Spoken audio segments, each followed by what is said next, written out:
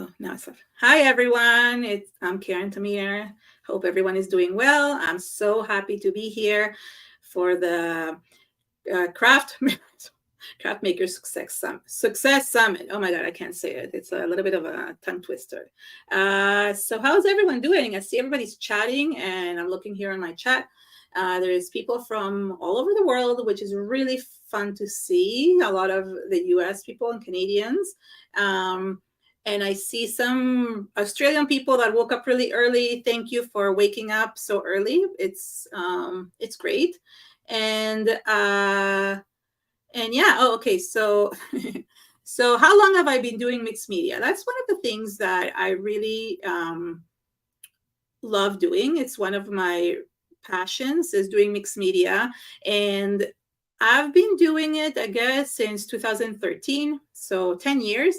I taught myself. I'm self-taught. I'm a self-taught artist, and I just started experimenting, which is what I recommend doing for people that want to do mixed media. It's just experiment, experiment, experiment, and just keep on testing things, testing products, and really getting to know the materials and how they react one with another. And I did this for so long that at one point I was like, oh, I think I can teach this because so many people have so many questions. So that was how I actually started. So yeah. I see. How do you clean your gel plate and brayer? I see that's the question. I'm ahead of you, artist, and artist is behind the scenes. But so you guys can still hear me, right? Okay, I don't know. I see. How do you clean your gel plate and brayer? So if I'm using acrylic paints, I don't usually clean my gel plate unless I want to completely start anew. So a way to clean your gel plate, and I actually just recently did a video on this, so you can go look on my YouTube channel. But what to do and what not to do with a gel plate, and one of them is exactly that. So if it's inks, you can easily clean it with a baby wipe. So what I was doing in the Success Summit in this summit is that I used oxide inks, and then you can just wipe them with anything, with water or with like a baby wipe, not a problem, with paper towel.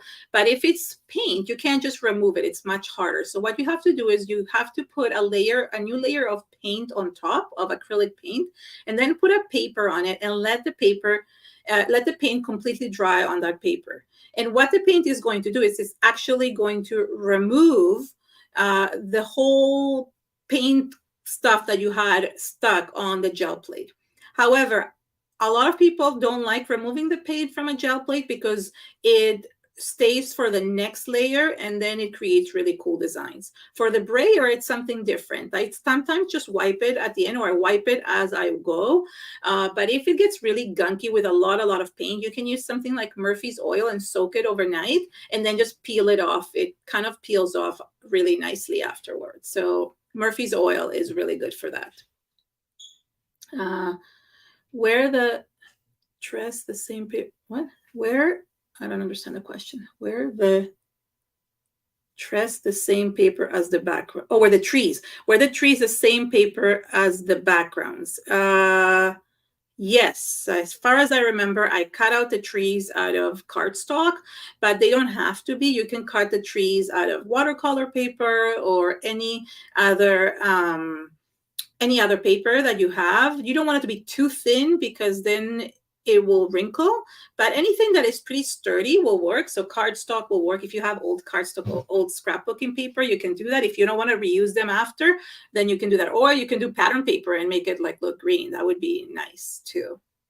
So how did I change? Yes. So I have this discussion with my friend Tiffany. You guys will see her, I think, on Saturday, Tiffany Solorio, because we have this discussion about, are you an artist or are you a crafter, or is there a distinction? And I think that there is many types of artistry. I might not be a fine artist. I might not do sculpting and painting, but I consider myself an artist because I create and I make something out of nothing, if that makes sense. So, for example, I think there's a lot of like artisans that like kind of consider themselves non-artists, or they do, or like, somebody who makes beautiful shoes and they're like working and they have this artistry to them. They're still artists in my opinion, but that is basically my opinion. I kind of, some people differ in this, and I believe even card makers are artists. So there is the artists where are like they're actually drawing the beautiful stamps that people use, and they are like I would put them on the fine art because they know how to draw. I don't know how to draw. But for example, like even digital artists are still artists, they're drawing. So it's really, it is a fine line. And I think it has to do with how do you define yourself? Where do you see yourself? It doesn't really matter what others see themselves. I feel like you need to define yourself how you see yourself. If you believe that what you're creating is art, then you're an artist, So I don't know. That's how I've always felt that way. He's using a gel plate fairly new. I had never heard of this. It's really interesting. Thank you so much for your project. No, it actually is not. It's been around for many, many, many years. There is two main companies, Gel Press and Jelly Arts, that do it. I mean, since I used to go, and I've been going since 2013, around the same time, I've been going to Creativation. Way back then, it was called something else. I can't remember. And they always had a booth there, or they showed how to do it. And it's been around for years. Like there is some people that basically dedicate themselves just to gel plate. I don't. I like experimenting with many different things, but there's people that have only do that, like Bridget Coopson. Kat Kerr does not only that, but she does mostly that. A lot of the people that work specifically for these companies works only with that. So yeah, it has been around for many, many, many years. I haven't tried gel plates before. What is the best way for a beginning to get started? So if you don't have a gel plate and you want to kind of experiment, I've seen people, it doesn't work as well, but some people have had it on their YouTube channel. I haven't ever tried it, where they use the back of a stamp as a gel plate because it's a little bit spongy. You could also invest in a small gel plate, like a 5x7, and those are inexpensive, so you can experiment that way. They're really, easy to use, and you can they last you forever. You can use them over and over and over again because you can't ruin a gel plate unless you poke it or you really burn it or something like that. You shouldn't be using a heat tool on a gel plate, so you don't want to burn the gel. And there's some actual people that make their own. Yeah, it's just gelatin, I think, and some other, I don't know, there's recipes online that you can probably look up, and there's people that actually make them. So you could make it for really inexpensive. And it says out of stock and discontinued. Okay, but for which product? All the links, or just yeah? I don't know which one. Sorry. Like the waffle flower grip mats. I wonder how well that would work as a gel paste. So I'm not familiar with the waffle flower grip mats, so I wouldn't know. But if it's a really spongy kind of material, it will probably work. I just don't know. I'm not familiar with it because I don't know all. Maybe artists will know. Like she might actually know. Okay, there we go. So artist just answered it. She's tried the grip mat and it works pretty well. So yeah, so something pretty spongy would work. There is one other company called by Speedball that they make gel plates, but they are harder and they are more for like almost monoprinting. Monoprinting is another name for gel printing, but it's a little bit different because it's not as spongy. The sponginess helps with like the give and the give and pull, if that makes sense. Shadow stamping. Oh my gosh, artists help me here. I'm not a huge stamper, so I'm like, what is shadow stamping? This is like, yeah, I don't know. Somebody tell me what shadow stamping is. I will look it up and then I'll answer the question. I am not a stamper. I always say I'm a terrible stamper. So yeah, not exactly sure on this one. Okay, good. Artist, you don't know either. Okay, I thought I was because you're a stamper, but I'm not a stamper. Okay, maybe the same person, just explain what shadow stamping is, and then I can maybe answer that. Is there anything else to use to seal the distressed inks besides the glaze?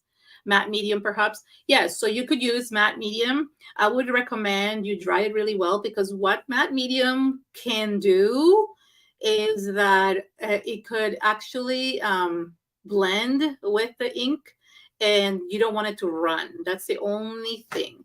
There is other distress no the macro glaze. There is other brands that make the same thing. The other option you have is hairspray, because you can spray it. So I would spray something over, like, actually, even though the matte gel will seal it for sure, I am worried that when you apply it, it might actually move the ink, even if it's dry, because distress oxide ink reacts with any water-based material. So that worries me. So I don't usually use it because of that. Maybe mirror stamping, yes, but it would be clear. I don't know. Okay, I'm not sure what it relates to it. Or reverse stamping. It's the same as reverse stamping or mirror stamping. Yeah, so yes. Oh, okay, so I know what you're talking about now. I can actually picture it. Okay, so yes, you could. So a lot of people, because you're getting the reverse image, so for a stenciling or for stamping, you could, and I've done stamping. Look in my YouTube channel. I've used my own foam stamps. I have these like larger foam stamps that I use. And what you do is that you're stamping the image, let's say with ink or with paint. But when you're taking the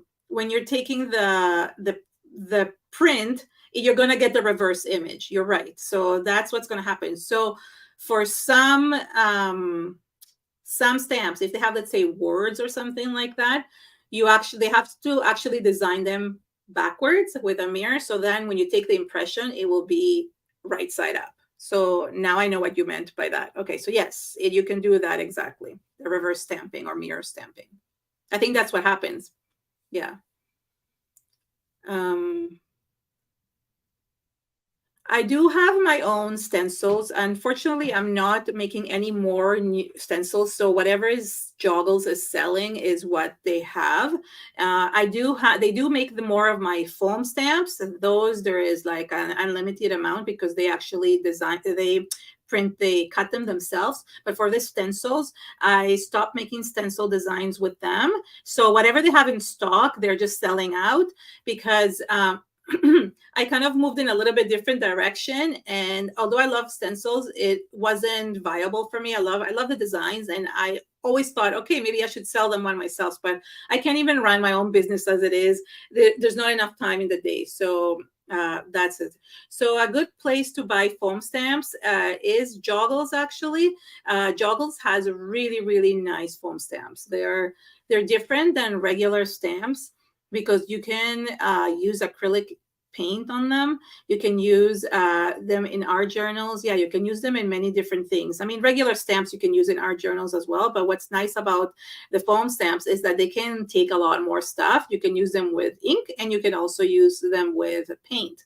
While a regular clear stamp or like a rubber stamp, if you put paint on them, you might ruin them. So, I mean, you have to clean them right away. So ink is like the solution for that.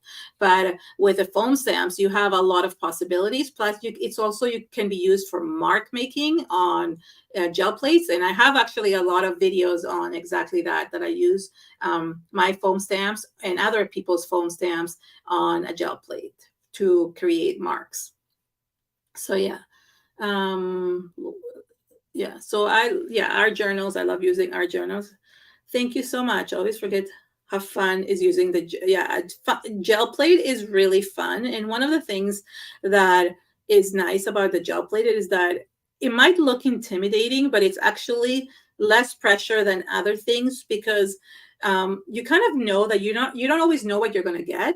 So the nice thing about that is that you kind of takes that pressure away of being perfect.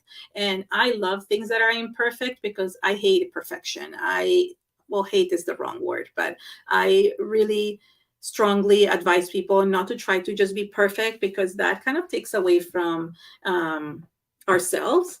And I try to just continue to just focus on creativity instead of perfection, because it's handmade. Nothing will be ever perfect with handmade. So yeah. You want me to? Oh, I see the question here. Can you talk to us about art journaling? Thank you. Yes. So art journaling is actually one of my biggest passions. It's um, it's something that I do for myself. So if card making, look, creativity in general, we do for ourselves. The difference is I see a little bit of this is where um, our journaling is we do it ourselves. It's like a double whammy, almost like to say we do it for ourselves, but it's also for ourselves. The cards, we do it ourselves and we love creating them, but we're usually giving them away. So what art journal, you can see my two books right here behind me. This is my art, two of my art journal books, the ones that are filled. And what I do is I just love just filling the books. Like, let me just find a page that I really like. Like, I just love filling, and nothing is has to be perfect. Like we say, like it's just basically could be different materials, different things. You're just playing around. This is one of my classes. You can go to my if you got my freebie, it's right beside in that website, the Podia website. This is one of the classes that I teach, and I teach people how to do this step by step, and it's super easy. It might look complicated, but it's actually super easy. So I find that you can use so many things and express yourself in a way that you can do with other things, because it's you're putting kind of your heart and your soul into art, and you keep it for yourself. It's something that I go back and I look at over and over, and it's just almost like a journal that you're keeping and you're writing, but the difference is that you're doing it for your kind of your own healing. So just start just I don't know how to explain it. I do it for my own well-being. That's what art journaling does for me, and it really helps me.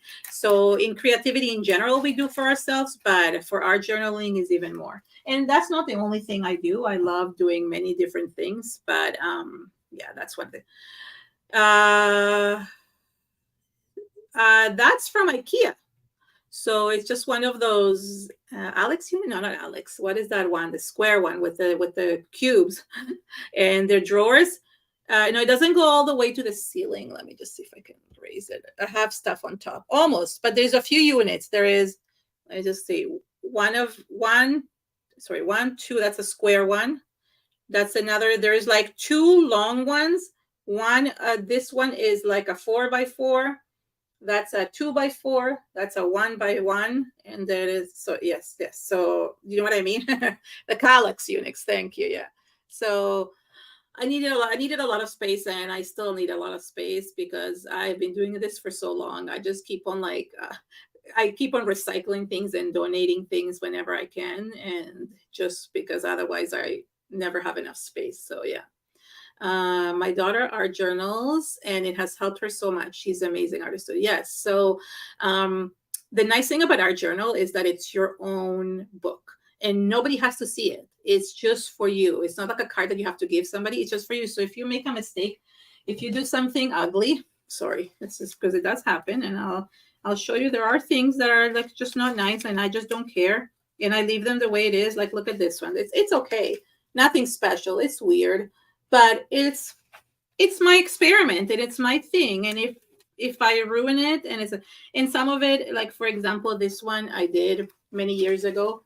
This I did. I was in a really bad state. My friend had just passed away, and I didn't know what to do with myself. And I literally grabbed paint and squirted all over my paper because I was just so upset that she had passed away. And this was like way back in 2019. And it helped me release so much of that. So I really feel that it's almost like you pour something out of you so you can help yourself, if that makes sense. And it's also a way to experiment. So if, let's say, you are plainly a card maker, and you don't I'll explain about that one in a second. Yes. If, let's say, you're a card maker and you're not sure how something will work out, you can take your art journal and experiment inside. Same with mixed media. And then that, if you make a mistake, at least you can just turn the page and go to the next one. But at least you have that opportunity to experiment. This one up here, somebody was asking, is actually real paint brushes. I have that one and I have this other one over here. So you can see both those videos on my YouTube channel. I glued a bunch of old brushes that I had and I painted them with acrylic paint. Yeah, so that's just acrylic paint and old paint brushes. And yeah, I lost that friend, passed away then, like this past November. Another, she was this one that just passed away in November. She was a crafty friend. She was a crafty friend, and she was always on my YouTube channel, like, helping me with my lives and with different things. And she was a local friend, so it was like um it was yeah, it was a shock because it happened really quickly. Obviously, cancer is sucks in a lot of people. And I mean, another really nice lady from the community, from the stamping community, just passed away. I don't know if you guys know her, Rachel Greg. So it's, yeah, I mean, I don't want to make this about that, but I just like our journaling. Yes, it's so good for grief. It's good for everything. Like, it's good for happiness too. It's not only about sad things. Sometimes it just helps me, like, even like express my happy emotions. And you see, a lot of my art journals are a little bit happy, so they have this happiness in them. So yeah. And there's also, I see there's people that do Bible journaling. That's really good as well. Like, yeah. So it's inspirational. It's for everyone. And it's mainly it's for yourself, and anybody can do it because there is no right or wrong, and there's no perfect or non-perfect or anything like that. So what else? I saw another question. Yeah, you probably would. You cannot use a lot of mixed media products on your Bible, but yeah, I have never done Bible journaling, but it's really good. Yeah, what I don't know her name, Celtic Peasant, but like as she said, that you can use art journaling for everything. So yes, it's basically like, and cancer does suck. Yeah. Yeah, prayers for everybody who's going through or went through something, or their families going through something, because it basically hits every family. But um, it's just, yeah, it was like, it really has helped me kind of like express myself, and I really like that. I used to just do stuff on canvases, and as you can see, this one, and I have them all over my room. But what happened is that I ran out of space. Like, it's really hard to like do it. At least in the art journal, it's in a book, and I have lots of books in my hold on a second. In this cabinet right here, there is like a bunch of books that I have. So I just love using them. I just love having different sizes. I have like little ones and big ones and different ones. So you can start with something small and just splatter stuff on, and just do whatever you want, glue stuff on. I have lots of videos on my YouTube channel about art journaling. I mean, from here until tomorrow, you can just look, and it'll take you a year to like look at all the videos. I have so many. Where to get the gel plates? Are they sold out? Is that what you were talking about, that the gel plates were sold out on my channel? Amazon is usually, I think I put some Amazon links.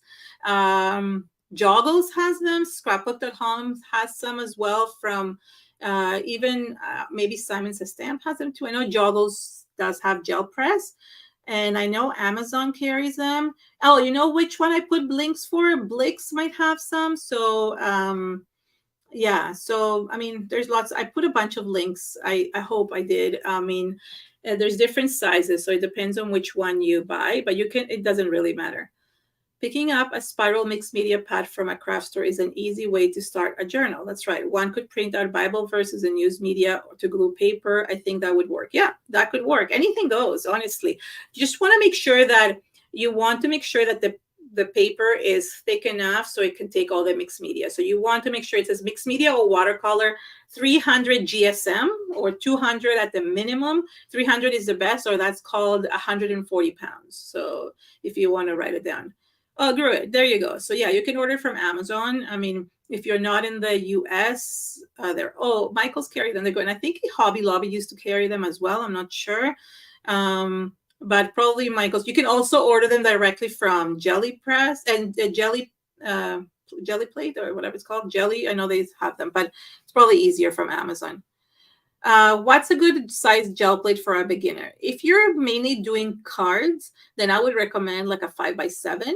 or 4x6, like a small one, or even like a square 6x6, so a smaller one. If you're going into like you want to make collage papers for art journaling, for mixed media, and you want to make them bigger, or if you want a card maker, you want to make bigger sheets and then cut them down, then do what I did in the video. And I used the 8x10, or I think, or 9x12. I don't remember. If I don't know if you, whoever signed up for the VIP, but like these were the cards I made with the regular gel plate with the 8x10. However, if you sign up for the VIP, I have a class where I do a similar thing with even more techniques. And what I did is I actually, did it on a smaller gel plate and cut them out. So an 8x10 or 8.5x11, sometimes they sell, you can cut into smaller pieces and make lots of cards. So these ones, which are the ones with that I did with in my VIP class, these are these were done on a small gel plate. I think if at a 5x7, because I wanted to show that it can be done on that as well. And the bigger ones, the tree ones, because I had bigger cutouts, were done on the big one, on the 8x10. Either 8x10 or 9. Don't quote me, because I can't remember the sizes now out of the top of my head. So time's up. Yeah. Oh, okay. That was quick. All right. I felt like I hope I answered everybody's questions. Gel plates vary by brand. There's two brands are very similar. So if you go with a gel press or jelly plate, you're good. So yeah, just to answer that little question. So thank you so much, everyone. Artists, thank you for being behind the scenes and managing all the questions. And I hope that you guys enjoyed, and you enjoy the free class, or if you have your VIP, that you enjoy the other free things that you're getting. There is lots of really good material there. So I'm really excited to get to know you on the Facebook group. So thank you so much, and have an amazing day, everyone. Bye.